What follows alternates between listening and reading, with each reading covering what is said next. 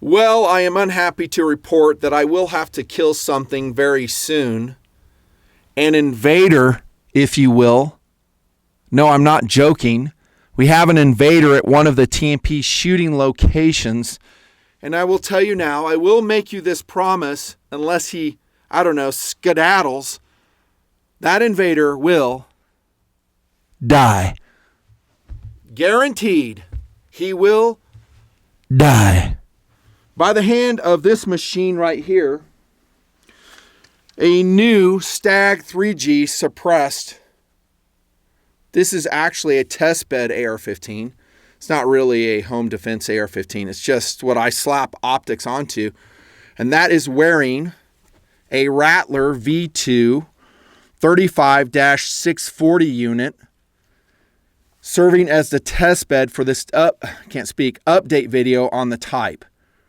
I already did a lengthy Gen 1 Rattler review, going through all types of philosophy of use, the menus, lots of inset video, showing you deer, all kinds of fun wild creatures. This will be an addendum to that video. I'm not going to talk about the menu here.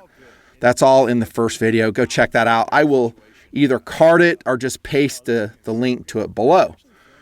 But getting back to the interesting prediction that I just said, that sucker's going to die by the hands of this machine right here. A suppressed with a GMT Trek suppressor. That's just a workhorse suppressor. 5.56 AR-15 Stag 3G Rattler V2.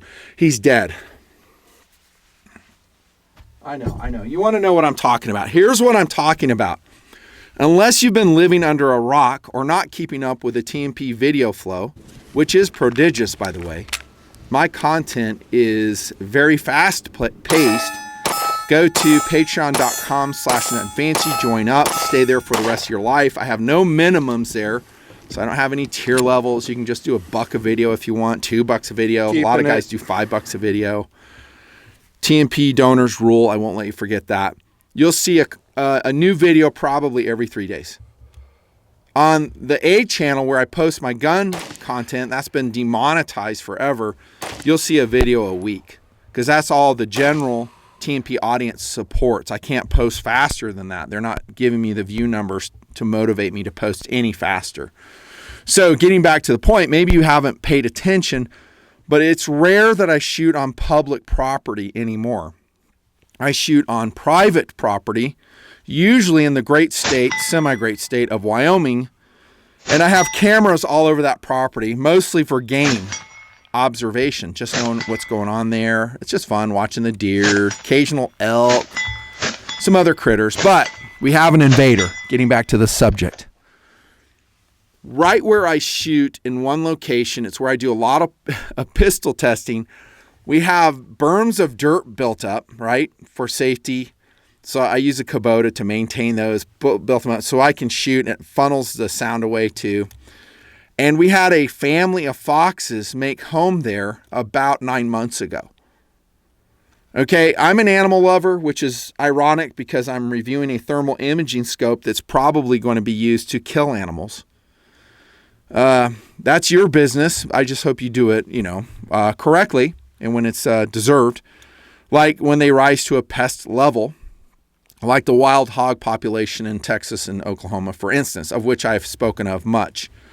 But this family of foxes raised kits, I think, last year, and they're back this year, and I will show you video of my foxes in this update video. Enjoy. Yeah, I love my little foxes. Mrs. Nut and Fancy loves those little foxes. Maybe for whatever reason you hate foxes. You were raped by a fox when you were in 5th grade. I don't know. We love our foxes, and we love to have them out there. They also help maintain a reasonable population of ground squirrels and voles, of which inhabit all those fields where we shoot, and they are a huge problem. So the foxes help that process without any pesticides, without me having to spend time to go, stay up all night trying to shoot a handful of voles or whatever ground squirrels. So we love them. They're helping us. I want to protect my foxes and make sure they're doing well. So they're very skittish. They're very scared. You'll see them dashing from the camera, running away a lot. I've tried to feed them, and that was probably a mistake, getting back to the invasion. Because I put some dog food out, and the foxes did not eat that, to my dismay, but it did attract a friggin' skunk. Now, I don't have any problems with skunks. As long as they're not posing any problems, I let them live. But this is our invader, Mr. Skunk. And the reason I have a problem with it is because I did some research. And skunks have been known to go into fox dens and eat baby kit foxes. Eat them. So back to my promise. Back to my tool of choice. Mr. Skunk has a limited lifespan, and this is the unit I am planning on shooting him with. The round of choice, since the shot will probably be within 100 yards, will probably just be a 55 grain FMJ. I don't need much more than that. Now, I might change at the last second and go with a 5728. Maybe, I don't know, another gun of some sort, but this would be my preferred weapon. And by the way, with that preferred night vision device. Okay, so stay tuned to, well, the Patreon Clubhouse, and I will give you an update on what happens to Mr. Skunk. I might have to post a death video. Well, I don't know. It depends on how graphic it is. The beauty on these Rattlers is they have built-in shot-activated starting of recording. They have onboard 16 gigabytes of recording.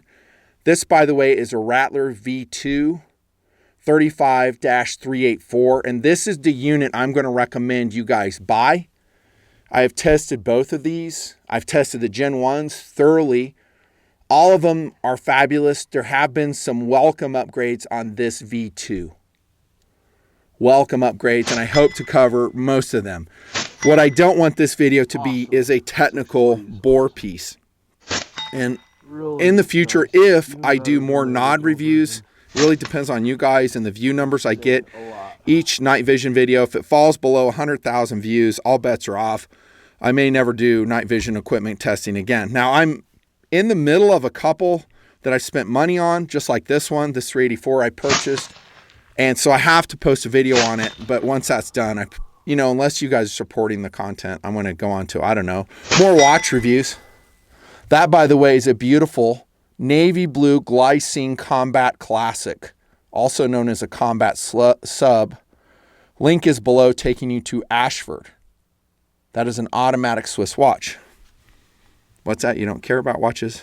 Repent and do better. They are so fun. Okay, so back to the thermal imaging scope. Now, it is ironic that I'm reviewing this because I think most guys would dial into this and go, well, I need something for pest control, for hunting where it's legal to do so using a thermal imaging device. My last night vision equipment review was the AGM Global Neath. It is a night vision camera scope, and it is fantastic. It's cost effective. However, you do need illumination with it. I'm talking IR illumination, pairing it with a fairly capable IR illuminator, even though it has one on board. It has limited range. Go watch that review. I may card and post it below. I have recommended getting into a short discussion of philosophy of use with you guys, that you, in this clown world, when conservative-minded individuals, God-fearing individuals, well, they are being hunted. You might want to have a night vision capability on your system. I mean it. I mean, I wouldn't put it at your top priority, second or third priority, but maybe fourth or fifth once you get some other things bought. I recommend it. And I'm staying in AGM Global because I just love their devices, and I think they're cost effective for the performance given. I've reviewed the Sidewinder, the Taipan, the Rattler, and the Neath at this point. Now, again, if you guys give me a lot of views, maybe I venture to other brands and I'll give you updates on those, reviews on those. It really depends. 100K minimum. If I don't get that, all bets are off. This philosophy of use, though, for me is a tactical scope. It is a defensive scope, and it gives me capabilities that my adversary, like a communist chipmunk, probably will have. And if you don't know what a communist chipmunk is, you haven't been watching enough TNP.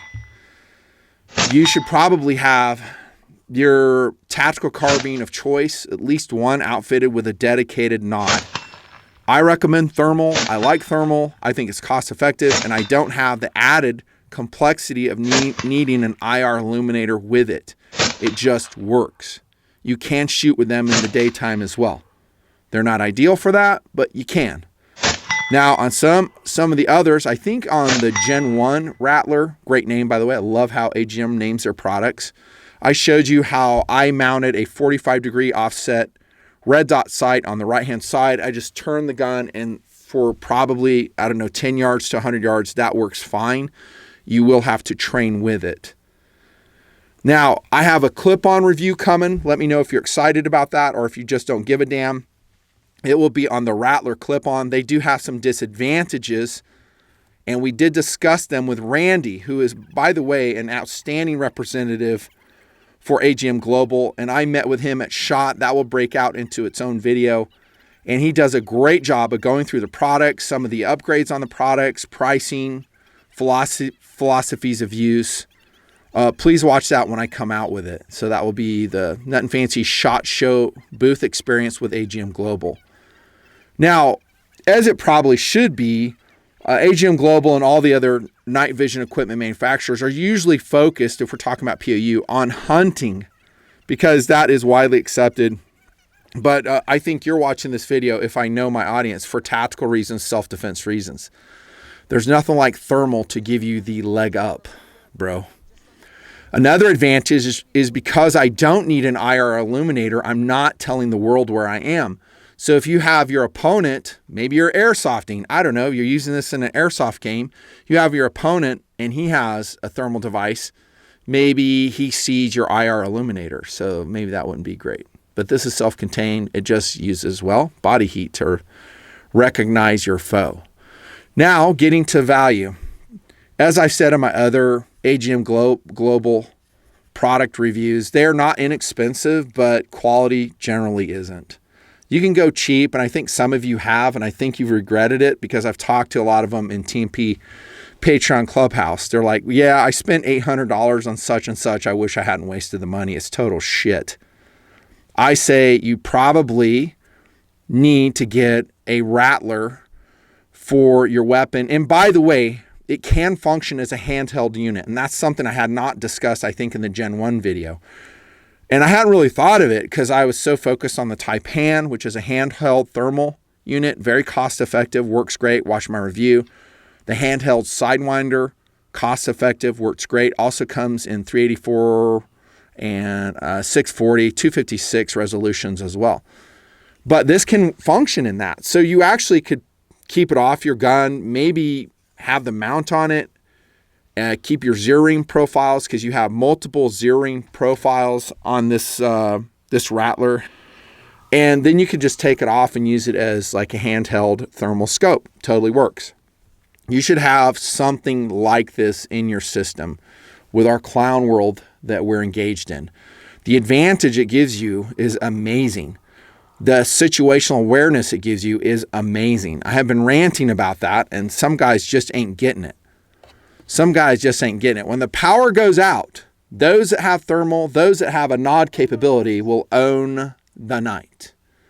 Own the night. Philosophy of use, therefore, is, well, wide observation, just having fun with it. This is a conversation piece. If you break it out at a party where there's people and you just show them the palettes. It's black hot, white hot, red hot, and fusion, of which you will see examples of in this video. Those are the four basic. That's all you need. It doesn't give you a butt ton of pallets like the FLIR Breach did. And I purchased and sold that FLIR Breach to make money for this. The FLIR Breach is great. It has probably too many pallets. And by the way, the clearness of these Rattlers, even the Gen 1s and the Gen 2s, they call them V2s, blows away the FLIR Breach. And it should, because the FLIR Breach is a very small unit. Their germanium lens on that one is very small. So it just doesn't enjoy the resolution of this one. And these ones, the V2s, have a 12 micron thermal sensor, and they're saying it's the highest sensitivity that's currently available.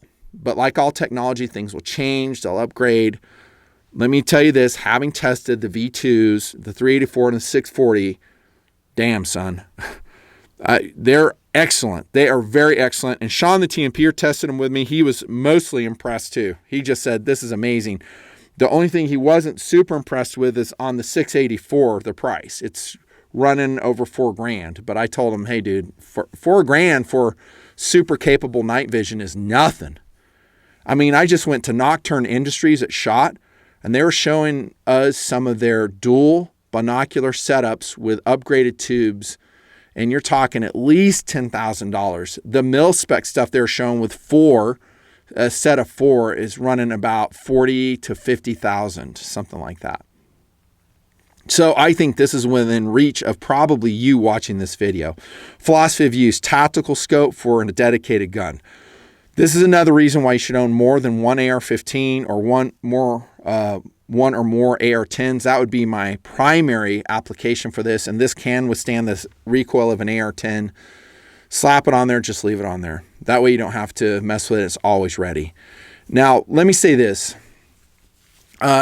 Anytime you run with a nod, anytime you make your system more complex, whether you're adding a thermal scope, a night vision camera, it is more complexity. The simplest and best scope you can put on is just an optical scope. And one of my favorites is a Swamp Fox Arrowhead. I'll put a link below taking you to Pro 2A Optics Planet. But this is a 1 to 10 scope, dude. Second focal plane, which I always prefer. Great ballistic reticle. This is simpler.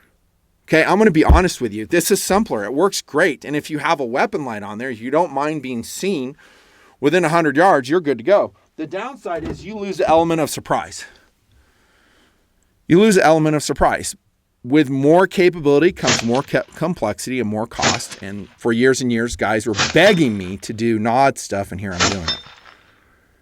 Philosophy of use in tactical scope, conversation piece, and of course, hunting, pest control. On we go to what they've changed from the V1, of which I don't have one here in the TNP bunker, but I will show inset video, either me on tabletop or me shooting a V1. I purchased one of those as well. And let me say this too. One of the things that I think AGM Global could improve is that guys who purchase a certain generation, I would like it if they had an upgrade program. So let's say you purchased a version 1. And then a year later, they came out with a version 2. I would like it if they offered that registered owner of V1 to pay an upgrade fee. Say, hey, if you send it in for $300, we'll give you a V2. I mentioned that to Randy at the SHOT Show thing. I put a bug in his ear. He said they would pass it on to the higher ups. I think that's taking care of your customer base. That being said, if you have a V1, I would not get rid of it. I don't think that the changes in the V2 and maybe even the Gen 3 are so not out yet, that are so amazing that you have to get rid of your V1, unless you're that type of guy who's always upgrading and you have to have the latest and greatest. If you are, you're going to be paying out the ass in money. Back to the changes on this. One thing that I criticized on the V1 is the orientation of the buttons. I think they have improved it. So you can see 5 buttons there. This is your power switch right here. This is your record switch right here. And let me tell you, a negative thing is I still, even with the V2, I would start recording and I would accidentally push the power off switch. So, yeah, I know. Usually I'm gloved up and I'm like, is that the power? I'm right in the middle of a video recording and I want to stop it. And lo and behold, I'm over here and I hit this and damn it, I turned the unit off. Not good. I think what they need to do is completely raise that gate all the way up and then put little nibs on it so you can feel it. So like textured nibs on it so you know where the power button is. I would still like to see color coding as well.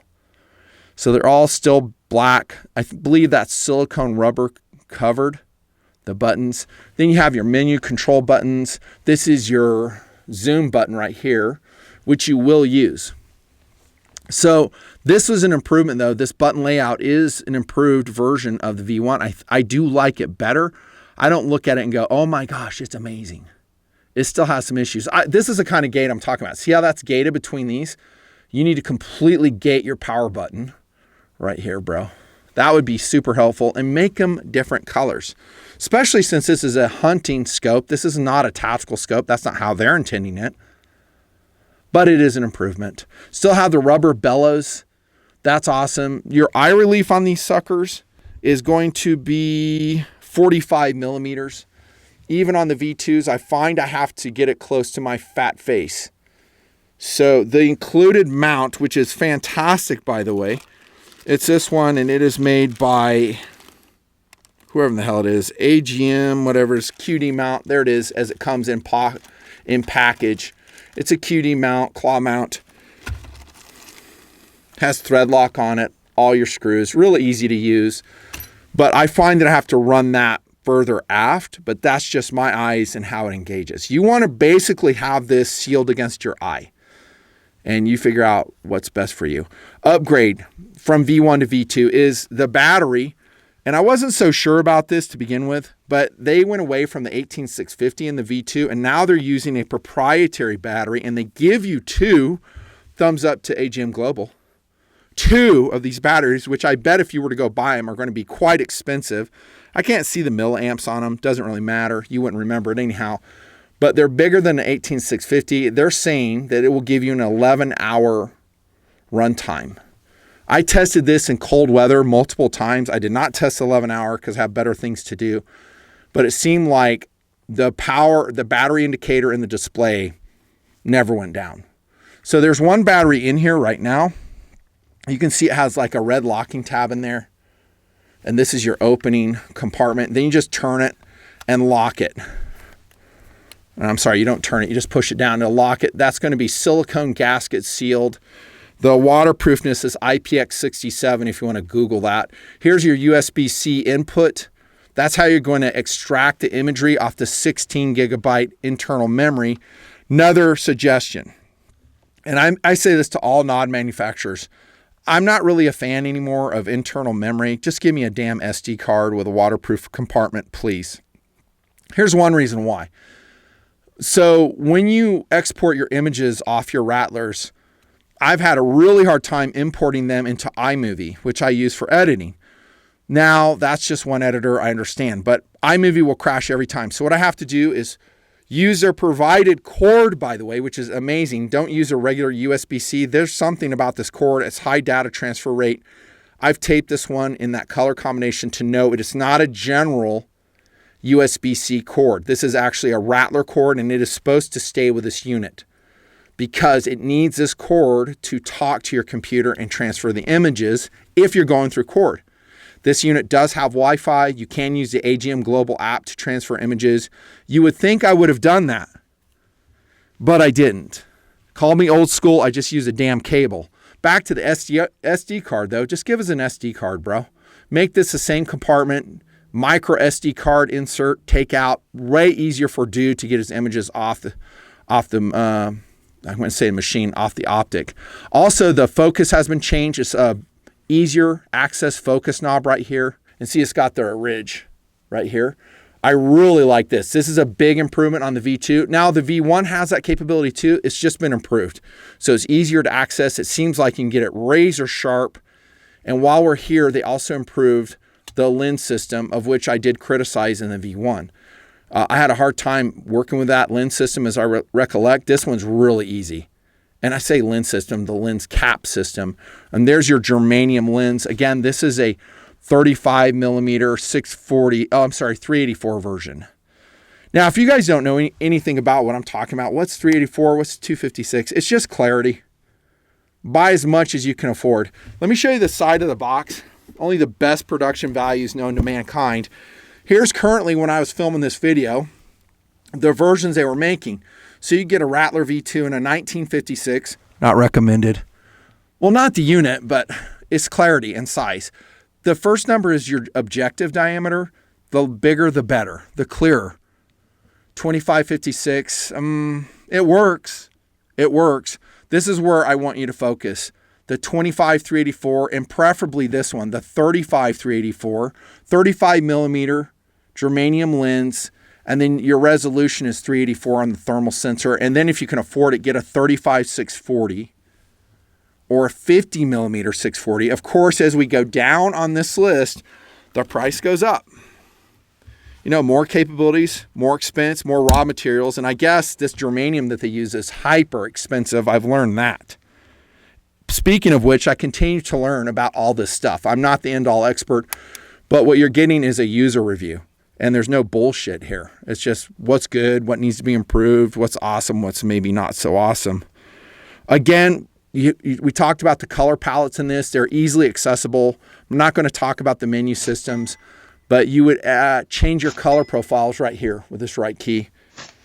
You'll see me doing that in video, which, by the way, I'm debating how I'm going to do this video. I might just shut up, and at the end of the video, I'll just show you testing footage, probably shooting at steel plates, because my deerkin friends were not really cooperating with me. I couldn't find them very easily. I usually like showing wildlife if at all possible.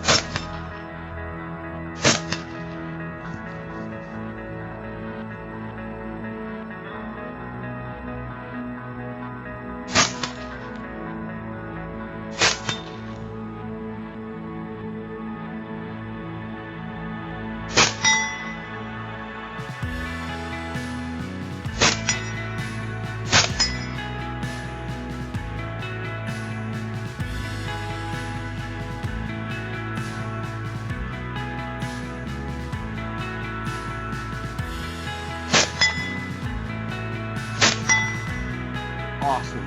640. Really nice. Even better than the original version. It's saying a lot.